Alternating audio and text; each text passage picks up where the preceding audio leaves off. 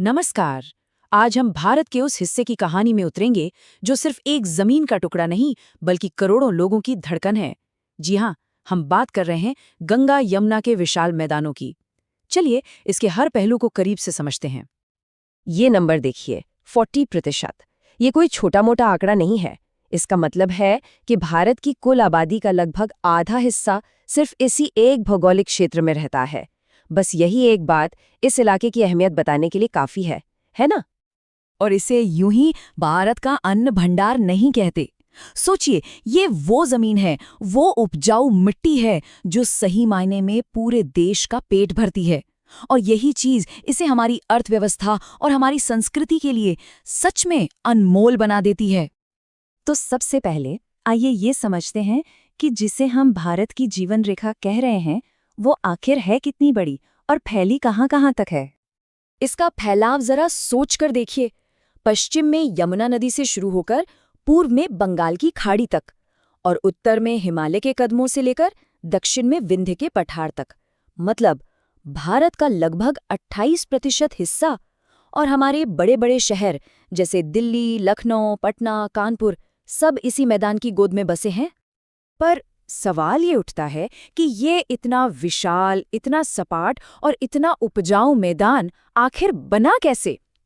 इसकी कहानी ना लाखों साल पुरानी है और सीधी सीधी हिमालय से जुड़ी है।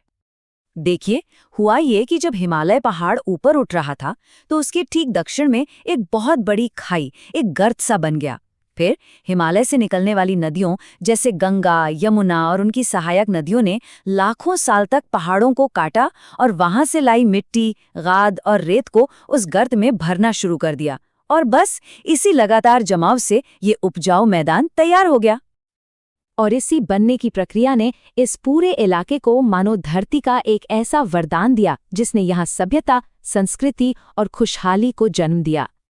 यहाँ की मिट्टी में भी ना एक बड़ा दिलचस्प बंटवारा है। एक है बांगर, जो पुरानी जलोढ़ मिट्टी है।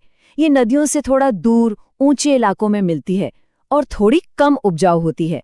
और दूसरी तरफ है खादर। ये नई जलोढ़ मिट्टी है जो हर साल बाढ़ के साथ नदियों के किनारे जमा होती है। और खेती के लिए तो ये समझ लीजिए सोना है।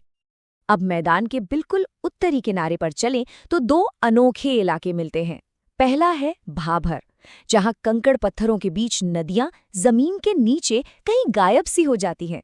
और उसके ठीक दक्षिण में है तराई का दलदली और घने जंगलों वाला इलाका, जहां वही गायब हुई नदियां फिर से जमीन पर लौट आती है। और इन मैदानों की असली जान है यहाँ की नदियां।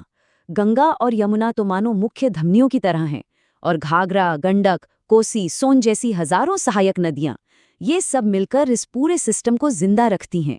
इन्हीं से सिंचाई और जीवन के लिए पानी मिलता है। ये नदियां सिर्फ पानी का स्रोत नहीं है, ये तो हमारी आस्था और संस्कृति की भी गंगोत्री हैं। आप देखिए, वाराणसी, प्रयागराज, हरिद्वार, ये सारे शहर इन्हीं नदियों के किनारे सदियों से हमारी आध्यात्मिक ऊर्जा का केंद्र बने हुए हैं। इन्हीं कुदरती देन की वजह से ये इलाका देश का एक बहुत बड़ा आर्थिक इंजन भी है।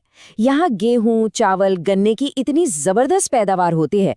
साथ ही कानपुर जैसे शहरों में कपड़ा और चमड़ा उद्योग से लेके आज के नए नए आईटी हब तक सब कुछ यहीं फला फूला है। लेकिन जैसा कि होता है, कहानी का एक दूसरा पहलू भी है। इस वरदान और खुशहाली वाली जमीन को आज कई गंभीर चुनौतियों का सामना भी करना पड़ रहा है। और ये सवाल आज बहुत जरूरी हो गया है, क्योंकि जो जीवन रेखा करोड़ों लोगों को पाल रही है, आज वो खुद बहुत गहरे तनाव में है।